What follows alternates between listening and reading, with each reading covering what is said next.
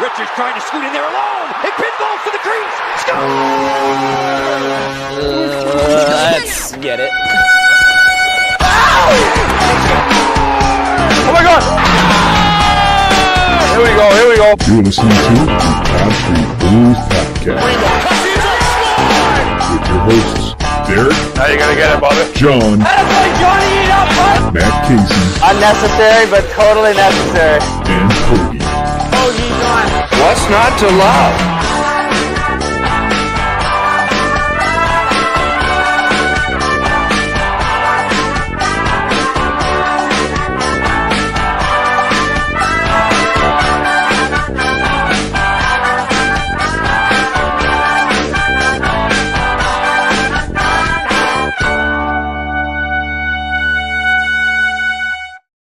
What's going on, everybody? Welcome to another episode of the Pod Street Bullies. My name is Derek, and we are without half the squad today. Casey's out, John's out, so it's just Hoagie and I with a special guest, Dave Morse from the 5 Minute Major Podcast. What's up, man? Hey, how's it going? Thanks. Like I said in the text message, thank you for the call up to the majors. Appreciate it. Listen, I said, if this was the majors, I would not be allowed on here.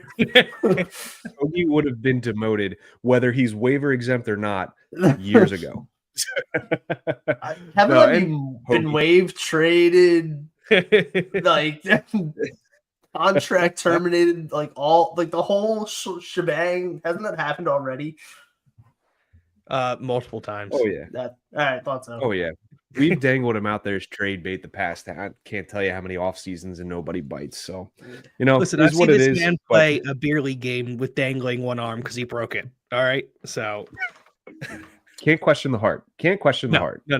It's on the sleeve, baby. I guess that's why Lawton's your favorite player, right? Because I mean, he's just kind of meh, but it's the heart. That's why I wear right? 21. It's those t-shirts.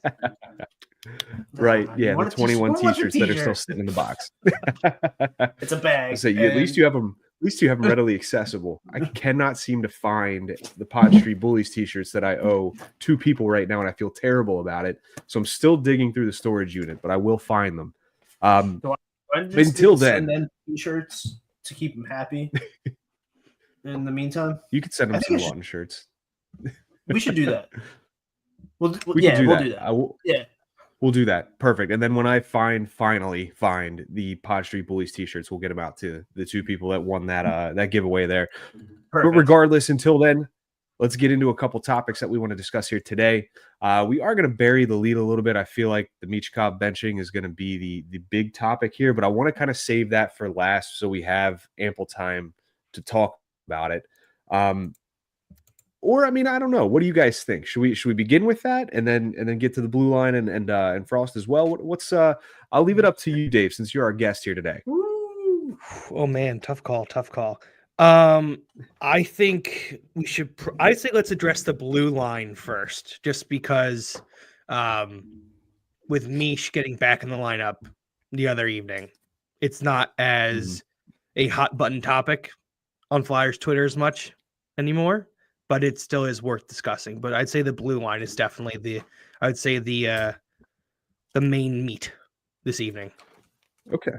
All right. No, I like that. Good call. Let's talk about that then. So where we stand right now with the blue line, you have Rasmus Ristolainen and Travis Sanheim as your top pairing. Kind of a blast from the past from about 2 years ago when they were a very good pairing together.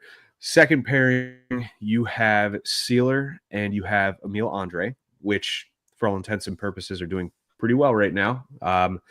Third pairing, Zamula and Johnson. And in the wings right now, in terms of injured players, Jamie Drysdale, Cam York, they're both going to get healthy. Drysdale will draw back into the lineup, and so will Cam York. That's a foregone conclusion at this point. So when that happens, and when those two gentlemen are healthy again, we're looking at a shuffle, if you will. So there's going to be some movement. There's going to be some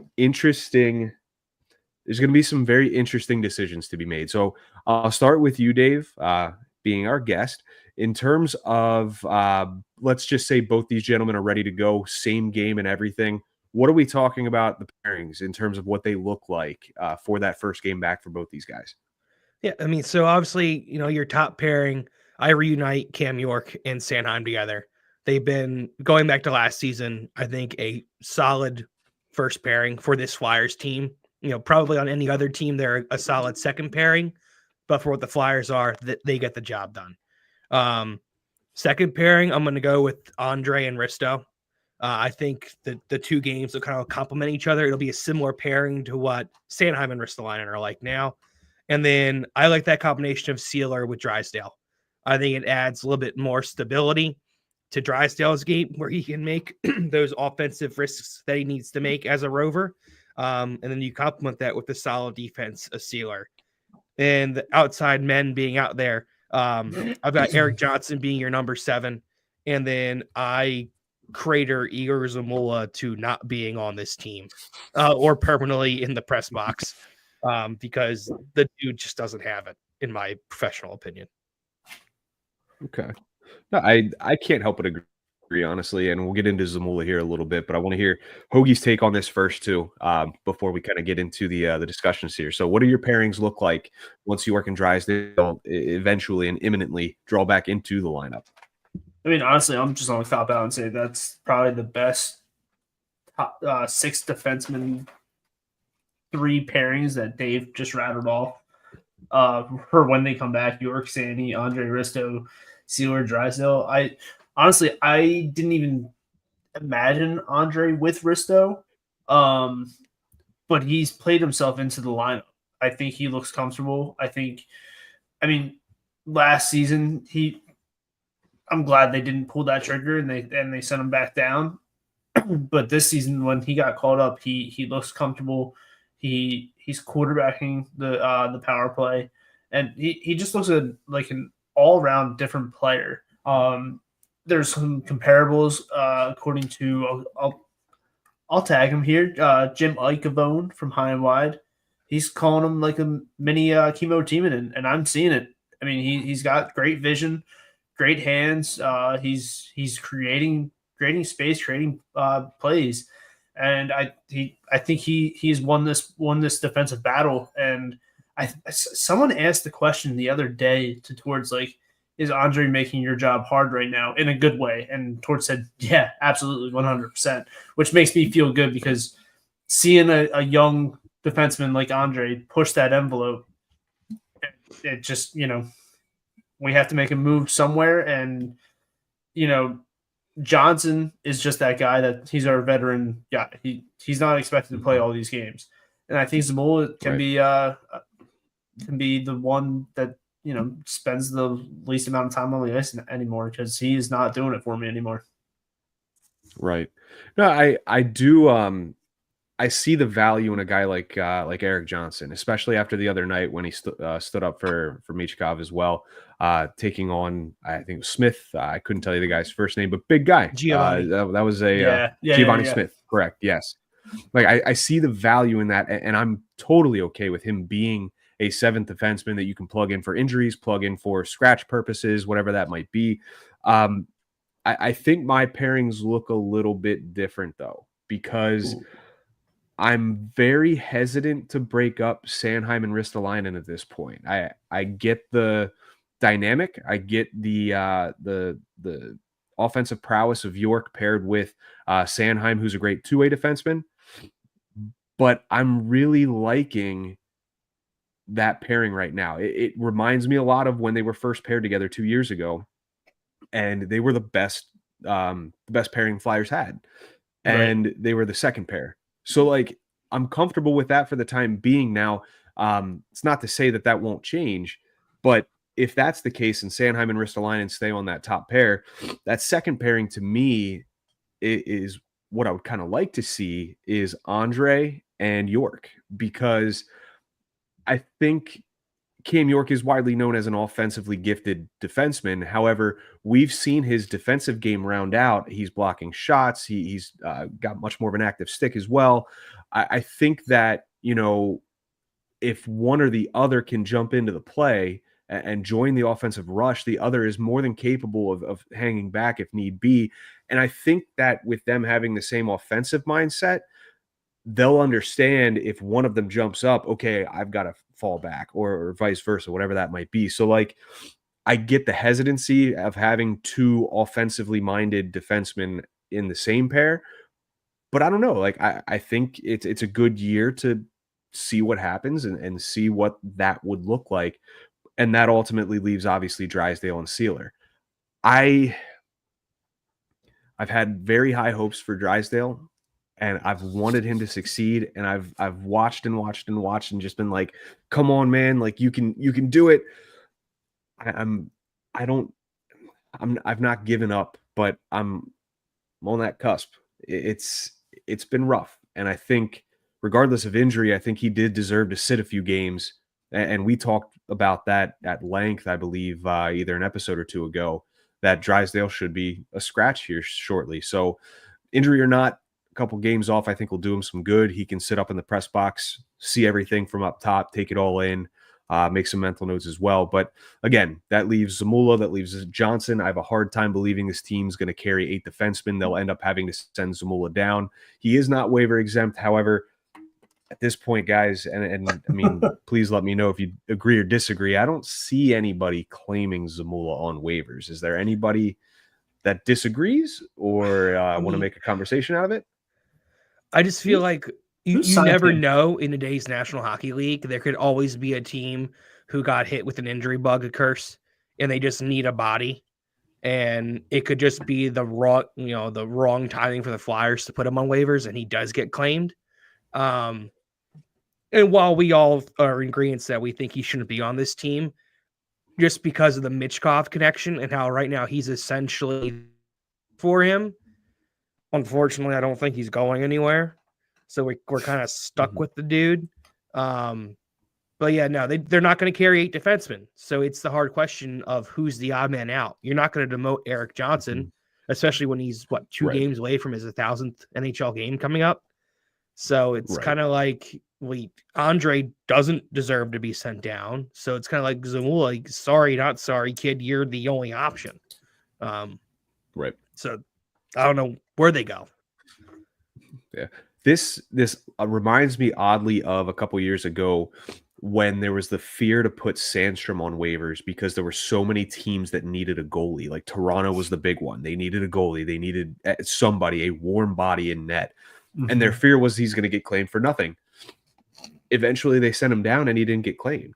So like that's kind of where my mind's at with Zamula. At least I 100% see your point. I actually agree with that point as well. However, specifically to Zamula and given his play, like, is he adequate for another team out there? Sure, absolutely. And at that price tag too, I'm sure no team would hesitate to be like, yeah, I'm going to pick him up. It's whatever. Worst case scenario, he does, and we need somebody to call up. Guys, Louis Belpedio sitting down there. He's ready to go. I mean, real quick, will not let go of that.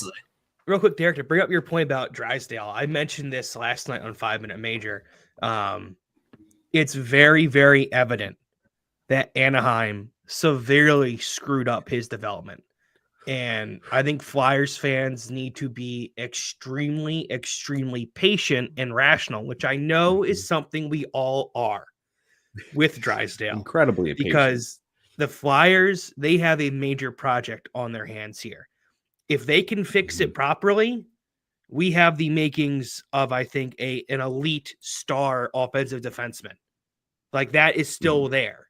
But he is going to take time. It's not going to be, an overnight easy fix, and we can shove it in Anaheim and Quitter's face about, look how good Jamie Drysdale is. Like, it's going to take a minute. He's going to have to bake.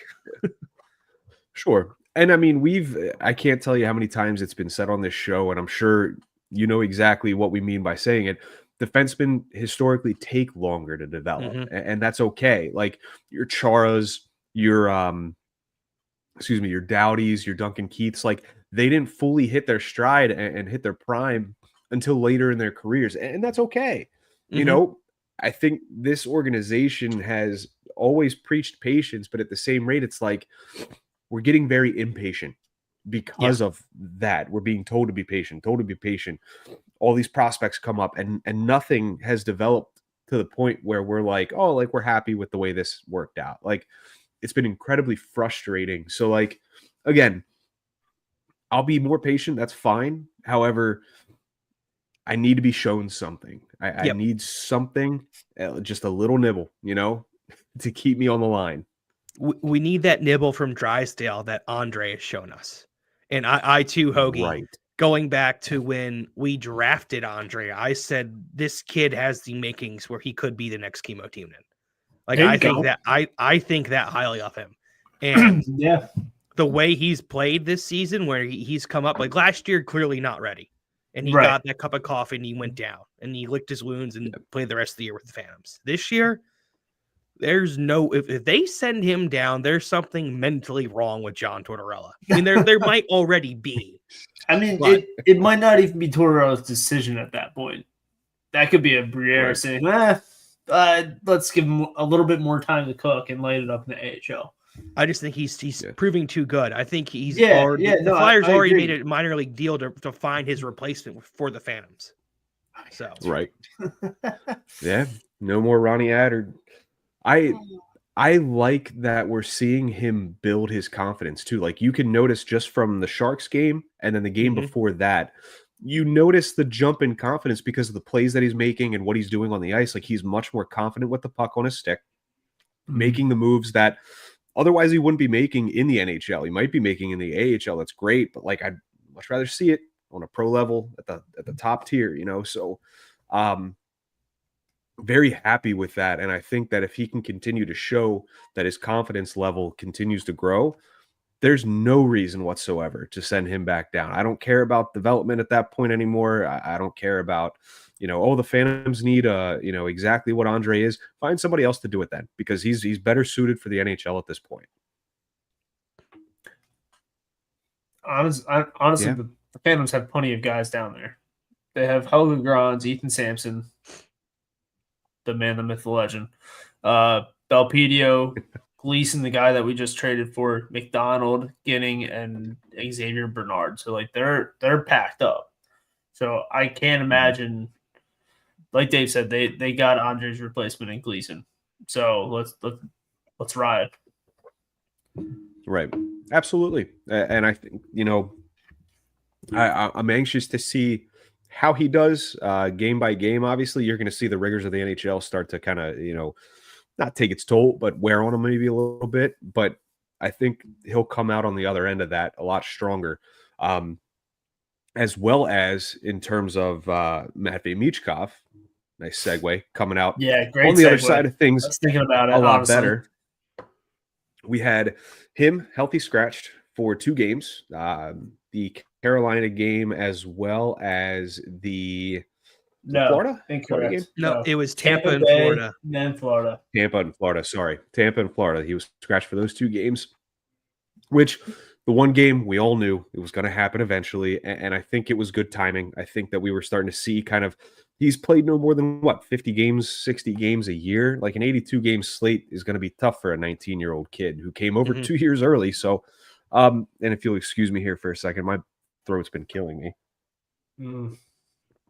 I was a little on the fence about drinking that Ron Hextall Kool-Aid still. Still got some left over. Hashtag prospects. But I was a bit on the fence about the second game because I'm like, okay, what is he going to learn in the press box for a second game straight that he didn't learn that first game? But then I realized it's like, okay, think about it. You get 1 day on the job, all this stuff's thrown at you. You probably have questions after that first day. I mean, I just switched jobs a couple weeks ago. I get it. I'm still going through that process. So like that second game was probably him watching those specific instances in which he had questions, or at the very least studying those in a film session. And what did he do? He came back, put up 2 points in his game back, ended up scoring a shootout goal as well. Like I think that the benching paid off in spades. And I'm not going to say, all hail Tortorella. It's the smartest decision he's ever made. But I'm also not going to fault him for it, at the same rate. I see too many people arguing about it. So I'm a bit neutral, and maybe I'll get a little bit more impassioned. But talk to me about your thought process on this, Hoagie. Ooh, I'm going first. Oh boy. I alternate Honestly, back and forth. I'm trying to. no, it's fine. I don't really have a very like big mind or big thought on this. I think the first game with Tampa Bay was Tortorella saying to Michkov, "Hey, go sit up in the press box and go watch what we believe you're going to be in 5, 6, 7 years. Go watch Kucherov. Go see what he does live in person instead of throwing him in that game, trying to figure out what he's doing in the game, and then maybe showing him some tape after the game. I would much rather him sit up in the press box and learn." So saying that, I don't think the benching was really on the Tampa Bay game. I think the benching was the Florida game. The second game, I think the first game was just go watch Kucherov. Second game was like, all right, take it all in, but this is your rest. This is where we really need you to, kind of figure out the game, but also just relax. You're 19 years old. You'll get a chance to come back in Monday against the Sharks, and you can feed there. I liked it because obviously he had the 2 points against the Sharks, the shootout goal, and he thrived after that shootout goal. The celly, everything, like he wanted that stuff. So I think his response to everything was just perfect because that's the type of player he is. He loves the game of hockey, and he just wants to show everybody that he wants to play hockey, So I think I don't take the benching as a bad sign. I think it's not warranted, but the kid needs to learn and needs to watch some of the best players in the world also play live because he was in Russia for 18 years of his life, 19 years of his life. He didn't get this. Who knows what he actually saw over there? Honestly, Sure. It's a high profile league. It's a very highly skilled league, but it's also very different from the NHL, as we can all attest to. So your thoughts on this, Dave? So when it first happened, when the Tampa Bay scratching broke, I was very, very like, WTF, John, at Torts. And at that time, I had the mindset of like, the only way Michkov's going to learn is by being in the lineup and playing night in and night out. But then I saw how the team responded, and I thought scratching Michkov, who's one of their leaders in points, I think woke up the Flyers because that shootout win against Tampa was one of the best games as a team they played the entire year. Also, especially for one Ivan Fedotov. The dude finally looked like a competent NHL goalie in that game. That's the goalie that we saw the highlights from over in the KHL. So, like, wow, I think that imagine this, like an episode where we're not talking about goaltending. This is weird. And not a negative light either. No, right. Like, he was actually competent, and I think it woke up the team like, hey, if Michkov's going to get scratched, like, who else is next? Right. And they followed up, and so I was very adamant. I was like, you know what? Maybe this is a good thing. And then they dropped that Florida game, and again, they battled back. They ended up losing. Florida Panthers, defending Cup champs, like, that's a moral victory, losing to a shootout to them. But I knew right away, I was like, all right, if Michkov isn't back in the lineup for this game against the Sharks on Monday after the loss to Florida, something's going on here. But, obviously draw us back into the lineup, and clearly whatever he watched, whatever lesson Torts was trying to get across to him, one game in, it's appeared to work because he was phenomenal. He was phenomenal 5-on-5. He kind of had an FU mentality in where he was chirping with Giovanni Smith. EJ comes in to kind of say, hey, I'll fight your battle for you there, kid. And then he gets into it with Backlund Celebrini at the end of the game. Almost cost the Flyers the game. But yet again, excellent goaltending from Sam Ersson and the penalty kill led by your boy, Watts there, Hoax. To get the job done. They get to the shootout, and then, Mitch scores a shootout goal in which made me yell ew at my TV. And then TK goes down and does another goal in which I yelled ew again. So they won. At the end of the day, I think the positive message was received. I I worry about, though, is if he slips again and he gets scratched, I worry about there being the typical Tortorella response where then it becomes a multiple game scratching in a row where it's more than just 2 games. And at that point, I shared this story on 5 Major a couple of podcasts ago, but it's well documented that in Tampa Bay early on, Vinny LeCavalier and Tortorella did not get along at all. And it got to the point where Tampa Bay's owner had to sit both of them down, and he had to tell Torts, listen, I'm not trading Vinny because he's our best player. And he told Vinny, I'm not firing Torts because he's our coach and he's a good coach. You two need to figure this out.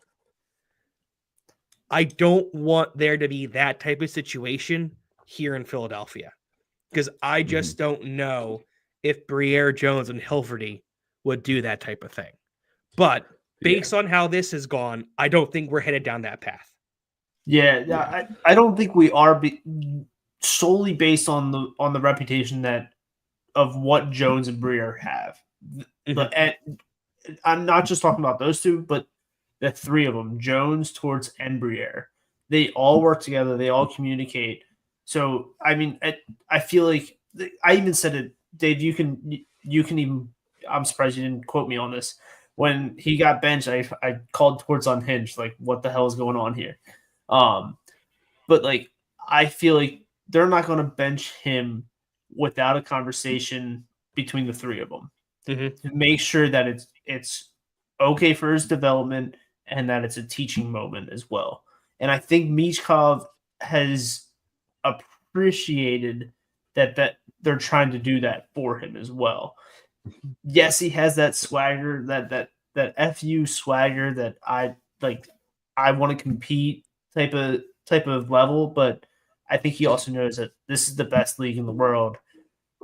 And he still has a lot to learn. That's what I really appreciate about Michkov, because he has that aura about him when he's walking through the halls, but like you still know deep down he still wants to learn and he knows without being the best you still have to learn too. I think he has. You know what's going to be. Go ahead, Dave. Sorry, Derek. I was just saying. I think Michkov, he has that mentality that he wants to be the best hockey player in the world. And he knows I have a lot to learn to get there, right? Which is rare in a young kid, and I think that's why the Flyers have a gem on their hands.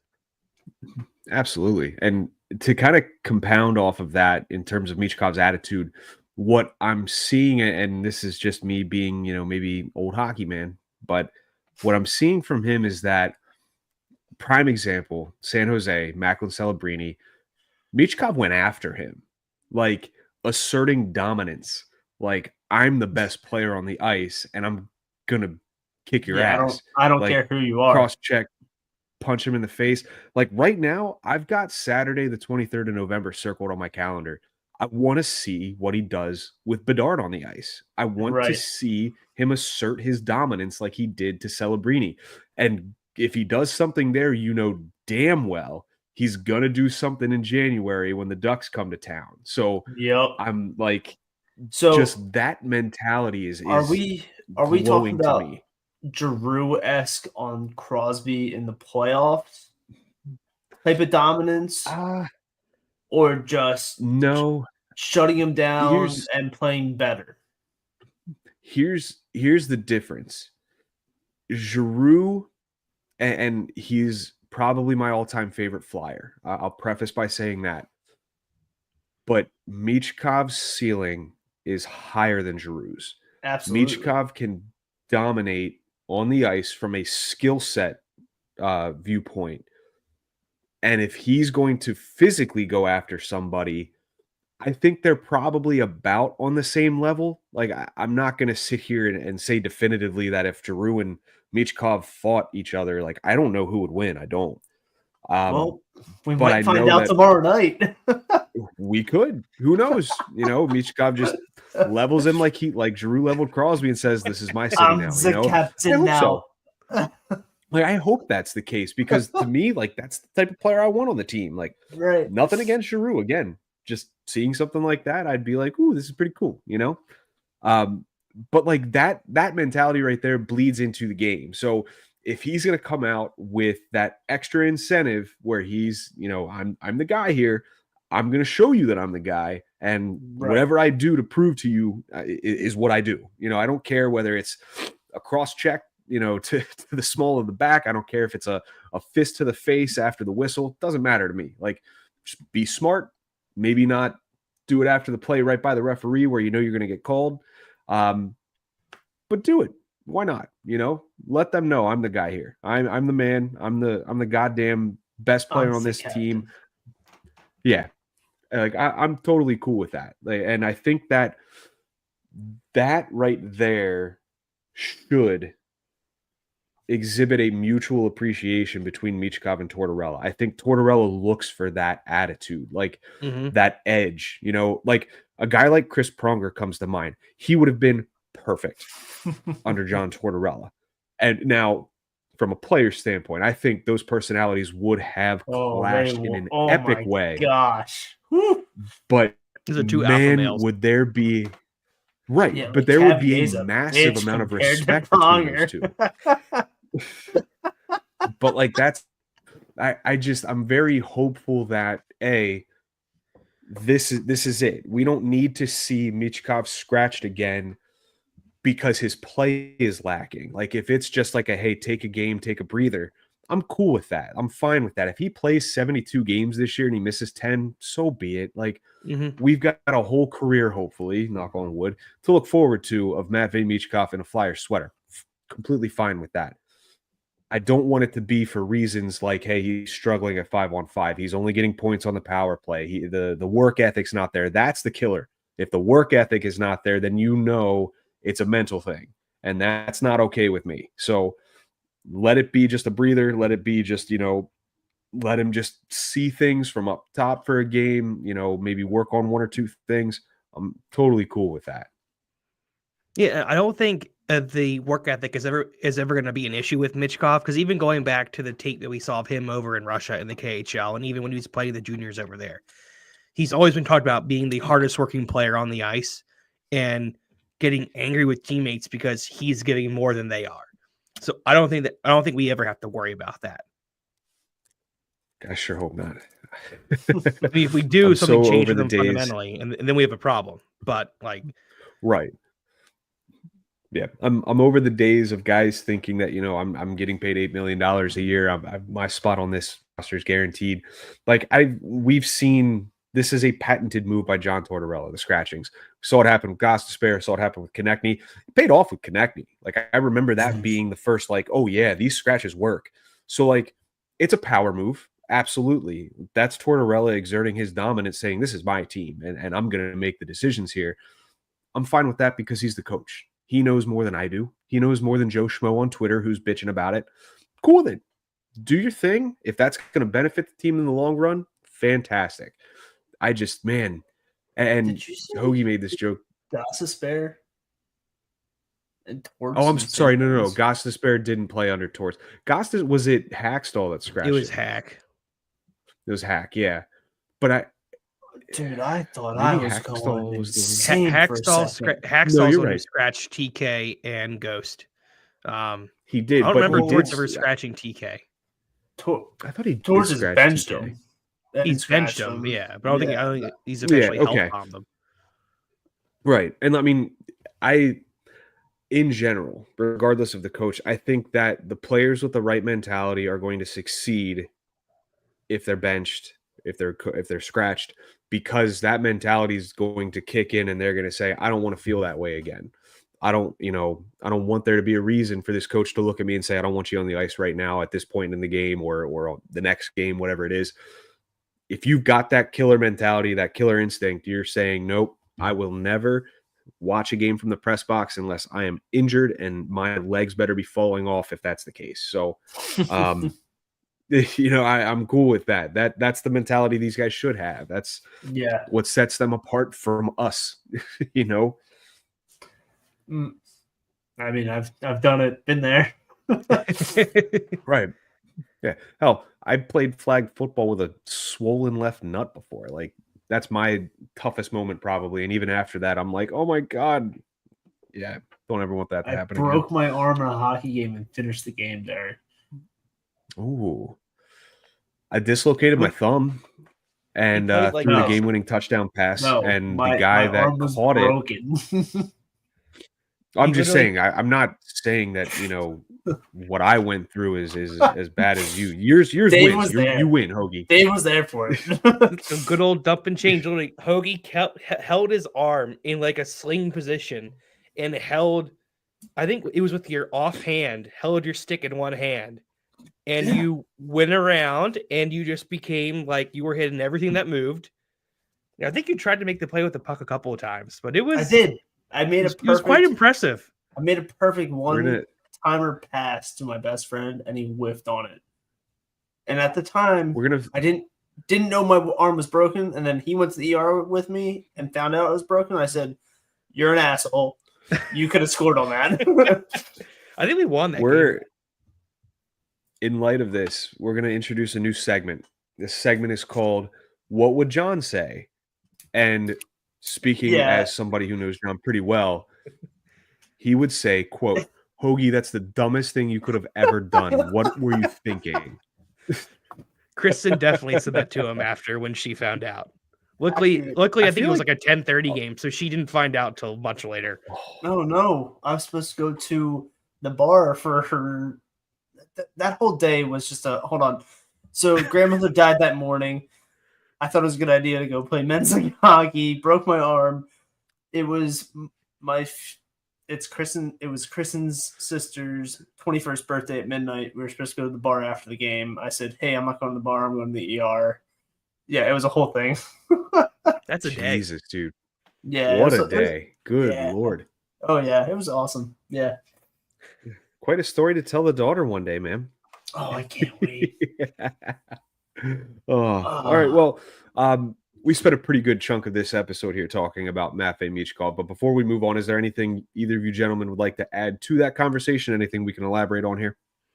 No, I mean, I'm just, he's already must-watch television early in his career here in Philadelphia. And I think, we're fingers crossed, knock on wood, in for a very long and fruitful career with him being the next superstar at being a Philadelphia Flyer. All right. So Dave, you just said must watch with Matvei Michkov, right?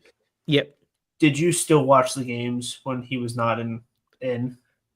Well, at Friendsgiving, we watched the shootout. I watched the game. I did reluctant at first. I said I wasn't going to watch the game against Tampa because I was extremely concerned about Fedotov being in net against the likes of Kucherov. But then after I finished cooking dinner that evening, my lovely wife threw on the Flyers game. And she's like, this is what we're watching tonight. And so I watched the game front to end. Surprisingly. Okay.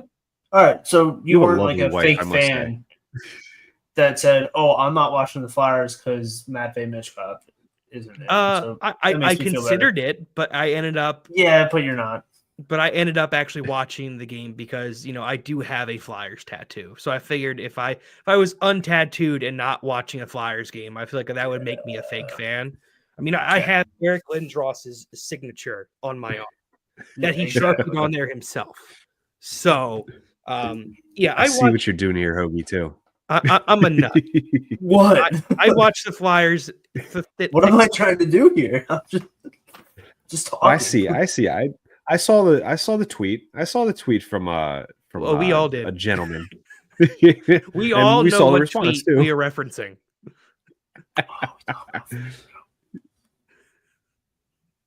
Yeah, that was quite the interaction. I'll leave it at that because I've had great conversations with the guy. I've had some less than great conversations with the guy. I'm neutral on him.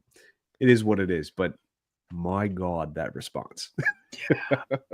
So can we talk about the shootout? Let's talk about the shootout. 2-0-1 the past 3 games. All 3 games since we've last recorded went to the shootout. Who would have thought? Is it funny to you that, like, for the longest time, when the Flyers were, like, I'm not even going to say good, but they were decent enough, like a bubble playoff team, and they would make it in every other year. Yes. We were terrible. with the shootout. Yes, And now all of a absolutely. sudden, when we're bad at everything else that terrible. leads up to the shootout, we're actually good at the shootout. Yeah, we're good. Yeah. Is that weird to anybody?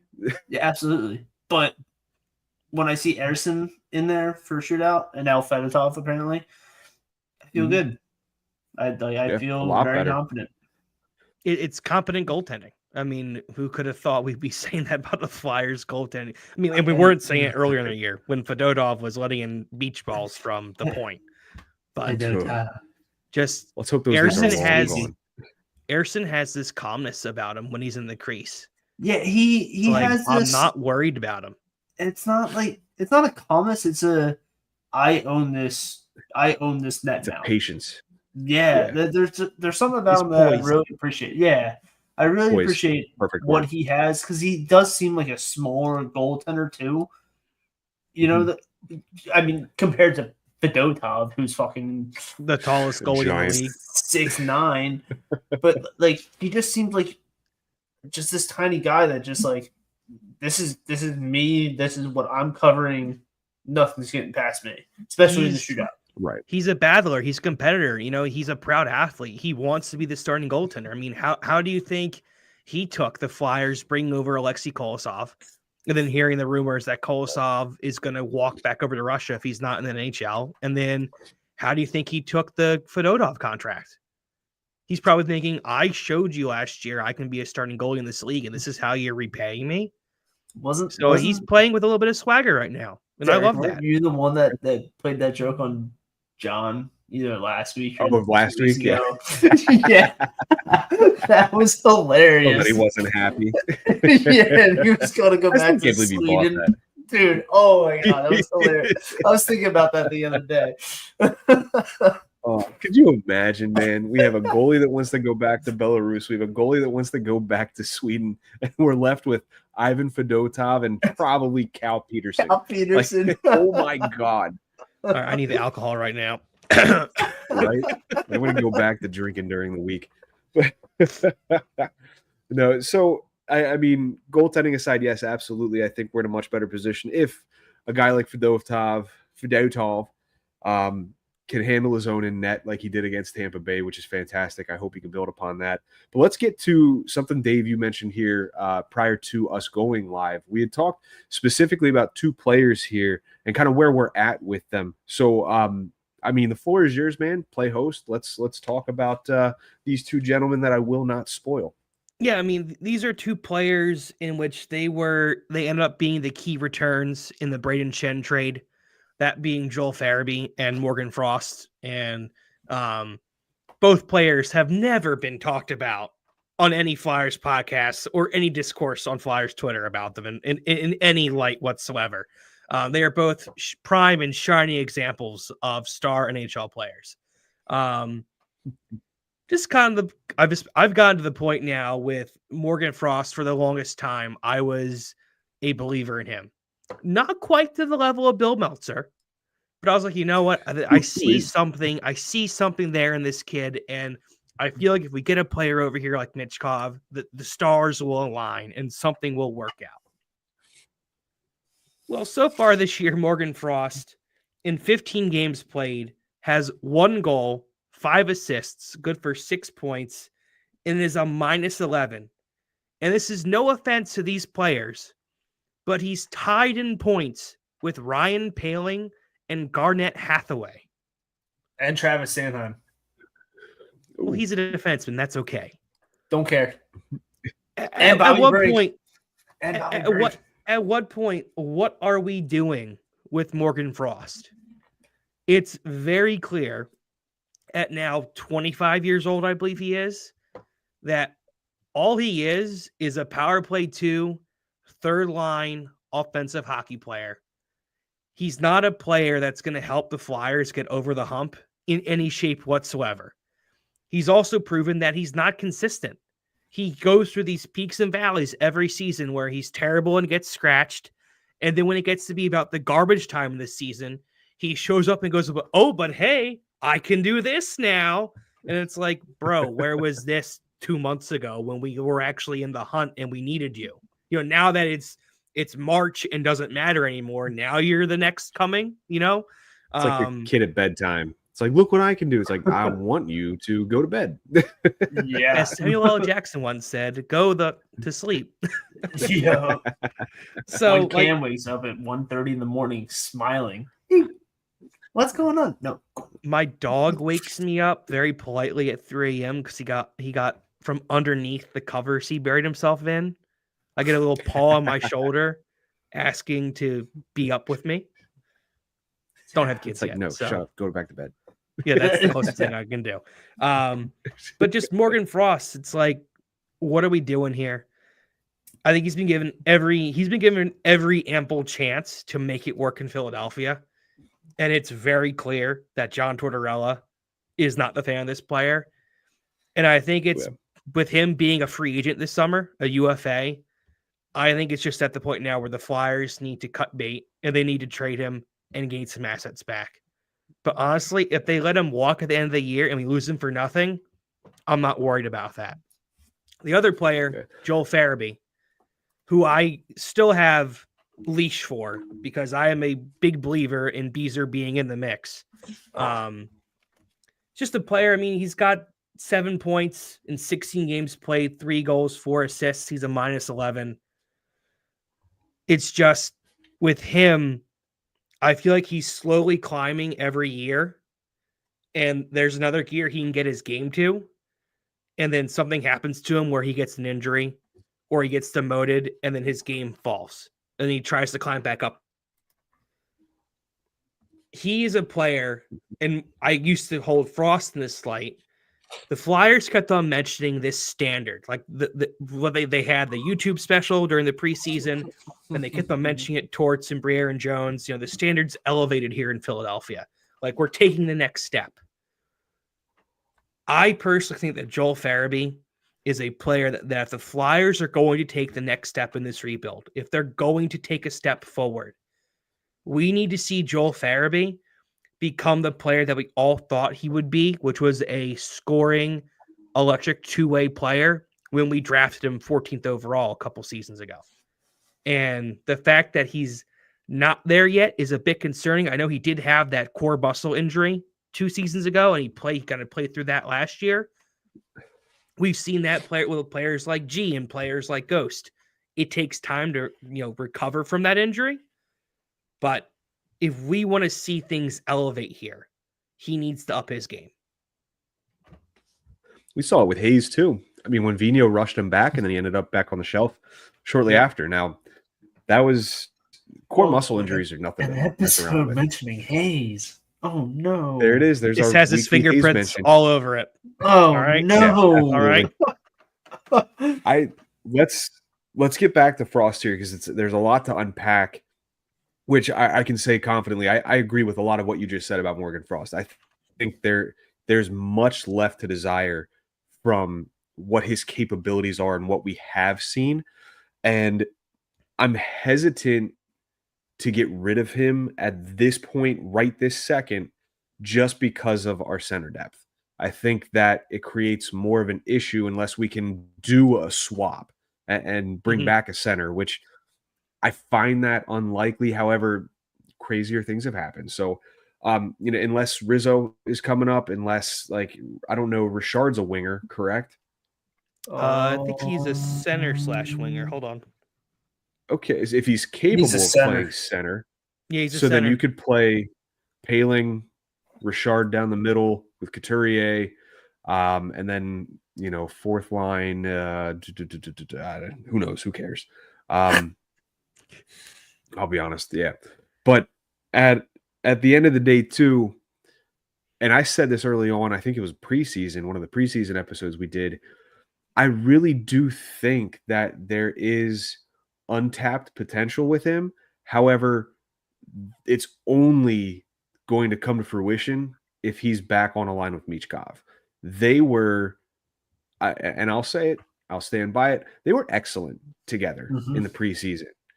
So I'm hopeful that we can revisit that, but that alone I don't think is enough to keep him with the Flyers beyond this year. So I think regardless, this time next year, he's on another team somewhere. But if we're going to salvage something, we're going to have to put him back with Michkov. And that means he's going to be a second line center. Because Michkov, he played on the third line the other night. That's not a permanent home for him. He'll be up on the top line soon. But like until then, second line with him, maybe Forrester, Brink, somebody to get them going too, because like I'm not going to sit here and say Michkov's going to make them better like that, but like when you've got a guy that can shoot, when you've got a guy that can pass and generate offense, they feed off each other. And I think Frost would be a great distributor to both Forrester and or Brink and Michkov as well. But that's a big risk because it's like, okay, has Frost earned 2C? Has Forrester or Brink earned the second line wing? You know, that gets into a different discussion, obviously, with Tortorella and his coaching methods. But I just this is tricky. This is very, very tricky, and I'm really glad that I'm not the coach. Yeah, Torts doesn't have an easy job. It's just there's not a whole lot like how long can we keep on prolonging the inevitable? It's either like, dude, we need results or we're going to have to let you go. And Right. I think like when preseason, they did well because I just think the talent they were playing against, they were able to feast upon. And when it got to their regular season where the games actually mattered, like whose line is it anyway? Michkov was making plays that Frost and insert other winger here, whether that was Forrester or Brink, couldn't finish on because they just weren't up in the play enough. Because Michkov has that IQ about him. They didn't have Forrester or Brink with them. They had Tip. And Tippett doesn't have that IQ of Michkov or Frost. And so that was a failed experiment from the start. That's why I really like they can't toss Konechny with them because they don't want to put Konechny or Michkov on their off wings. But I liked that wing. I liked that line with Coots centering TK and Michkov on their off wings. I thought that game where they were aligned, that Minnesota game, they were on fire. On fire. Great. I mean, to me, that's the top line. I personally, if I were John Tortorella, I would not break up that line whatsoever. And I like Tippett and Frost together. Problem is, though, with that, you're so top heavy that it's like, what are you doing with the second line, the third line? Fourth line, you're good. I mean, you can keep Hathaway down there, Paling, Lawton, whoever it might be. But, like, you end up being so top heavy that you don't have other lines that can compete with the adjacent lines on the other team. Like, well, that's what I'm all for it when. Go ahead. Sorry, I don't mean to interrupt. No, I was just saying, like, when it gets to be that point, that's when you hope your third line with Farabee and Brink, and whether it's Lawton or Cates or Peeling at center, you hope they can figure their stuff out. I'm forgetting about Cates. So let's say they do trade Frost. I think that, again, still the depth isn't fantastic, but like Couturier, Cates, Richard, Lawton's capable of playing center as well. Paling, like you do have the centers that can fill out an NHL lineup, but I don't know. Like it's still ideal. It's still right, exactly. So like, is Richard going to be a mainstay? Is he going to hit a little bit of a valley here now that the energy's worn off from the call up? You know what I mean?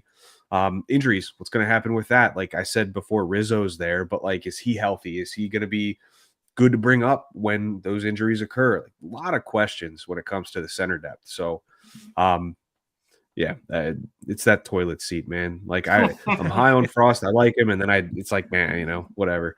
I tweeted that. Yeah. Anything to add in terms of Frost, Hoagie? No, that. No, all right. I feel like every other month, it's like I don't know what to say about Frost anymore because we've said it so much over the past couple of years. Oh yeah. I think one of our best episodes that we ever did back when it was just John and I, we had like a few hundred downloads on this, like that. It was an episode discussing who should be 3C between Frost and Patrick. And I look back on that. I remember that one. Yeah, and like I was super proud of that because I'm just like, all right, like this is the episode we really took off.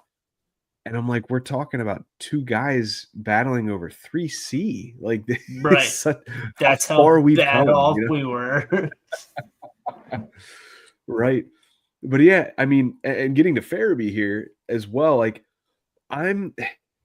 there is a player that is a very good player in Farabee, but like I don't know if we have, and I don't mean to say this in the wrong way, like he needs it, but like I don't know if we have the talent to surround him with on a line that's going to truly make him thrive in his role. So like right now he's playing third line wing. Like ideally you'd like to see him on the second line, you know, Michkov and Frost maybe for the time being. Like I mean if he plays the opposite wing of Michkov, I don't know. I just man, like you sign him to that contract, you have those high hopes, and it's just not coming to fruition. It's like it's frustrating. It is super frustrating watching him not live up to those expectations. I mean, early on in his career, he was projecting at a rate that was comparable to David Pastrnak. And a lot of us thought that's what he was going to become.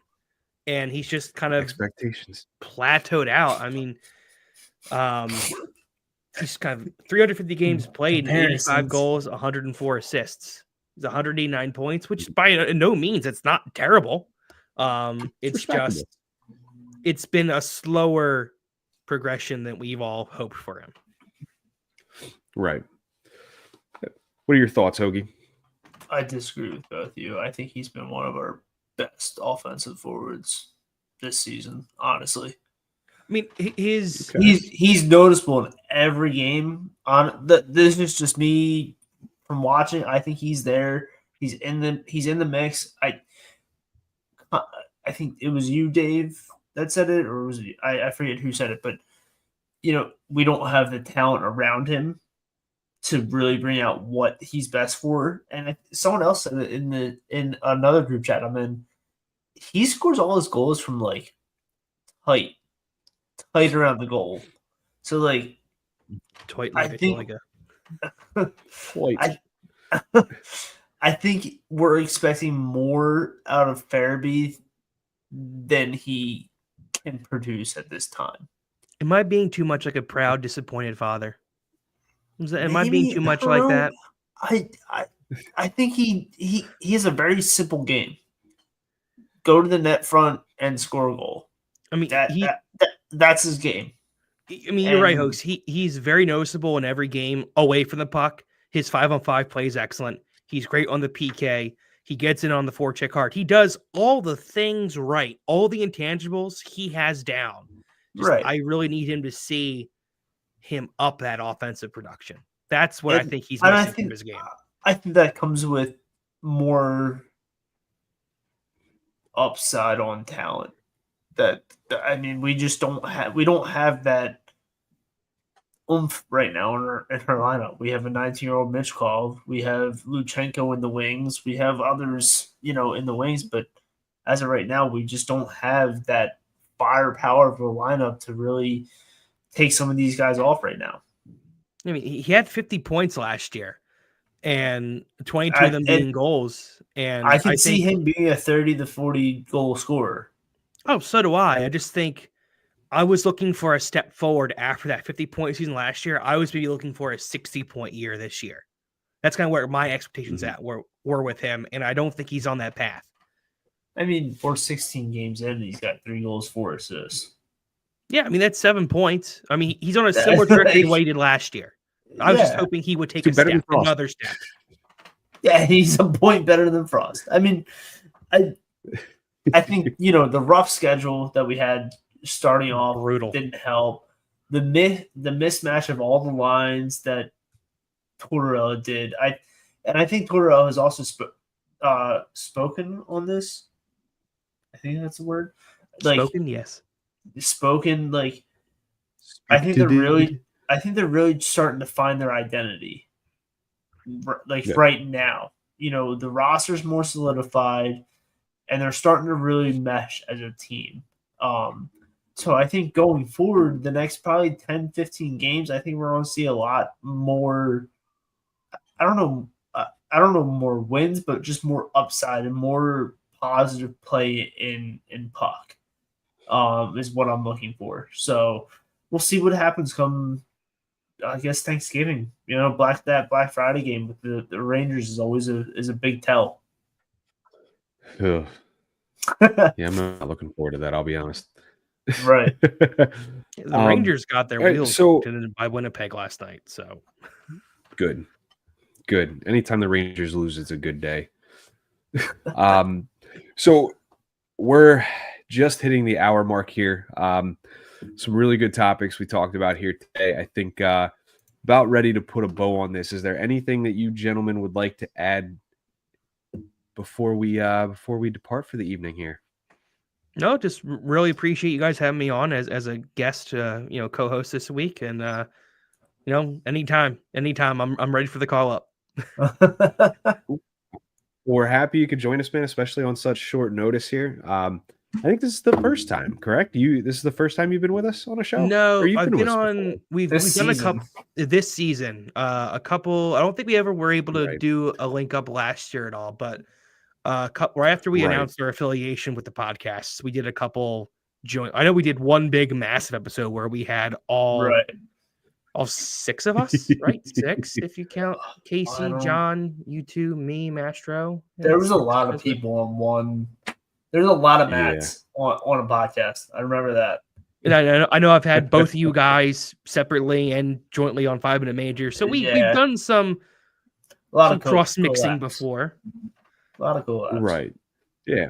Well, I mean, like I said, man, I'm glad you could join us here. I know we'll definitely look to have you back on here as well, given the fact that usually every week somebody is not able to make it. So for sure we'll have you guys back on here. Hoagie, before we depart, would you like to let everybody know where they're going to find you on that Bird app? Pod Street Hose on the X app. Oh, okay. Now we're going to be correct. That'd be cool. I'm not going to. What is the new one? Blue Sky. What is it? Blue Sky. What is with the balloons? Oh my! I don't know. Gosh. I don't know what you got set up over there, man, but a little strange for me.